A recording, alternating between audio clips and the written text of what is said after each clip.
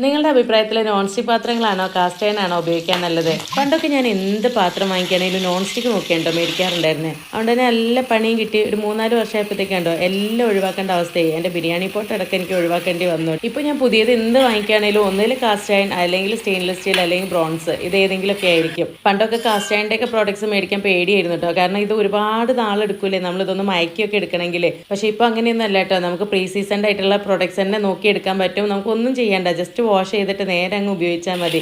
എല്ലാം നല്ല premium quality, നല്ല വെയിറ്റ് ഉള്ള അടിപൊളി പ്രോഡക്ട്സ് ആണ്. അപ്പോൾ ഇതൊക്കെ ആദ്യമായിട്ട് ഉപയോഗിക്കുന്നതിന് മുന്നേ നമ്മൾ ജസ്റ്റ് മൈൽഡ് ആയിട്ടുള്ള എന്തെങ്കിലും ഒരു ഡിഷ് വാഷ് ഉപയോഗിച്ചിട്ട് പതിയെ ഒന്ന് കഴുകിയെടുക്കാം. അതിനുശേഷം ചട്ടി നന്നായിട്ട് ചൂടാക്കിയിട്ട് അതിലേക്ക് കുറച്ച് നല്ലെണ്ണ ഒഴിച്ച് കുറച്ച് സവാള ഇതുപോലെ ഒന്ന് വഴറ്റിയെടുക്കാം. നല്ല ചോക്ക വഴറ്റിയെടുത്തിട്ട് ആ സവാള നമ്മൾ കളയുക. ഇനി തുടച്ചെടുത്ത് കഴിഞ്ഞാൽ നമുക്ക് നല്ല അസലായിട്ട് ദോശ ഉണ്ടാക്കാം, എല്ലാം ചെയ്യാം കേട്ടോ. അപ്പോൾ എല്ലാം അടിപൊളിയായിട്ട് നോൺ സ്റ്റിക്കിന് ഇളകി വരുന്ന പോലെ തന്നെ നല്ല നീറ്റായിട്ട് ഇതിനകത്ത് നിന്ന് ഇളകി വരുന്നുണ്ട്. അപ്പോൾ നമ്മൾ നല്ല പ്രീ സീസൺഡ് ആയിട്ടുള്ള കാസ്റ്റ് അയൺ പ്രോഡക്ട്സ് മേടിക്കുകയാണെന്നുണ്ടെങ്കിൽ യാതൊരു പാടും ഇല്ല കേട്ടോ. വെറുതെ നോൺ സ്റ്റിക്ക് വാങ്ങിച്ചിട്ട് നമ്മുടെ കാശ് കളയാൻ വേണ്ട.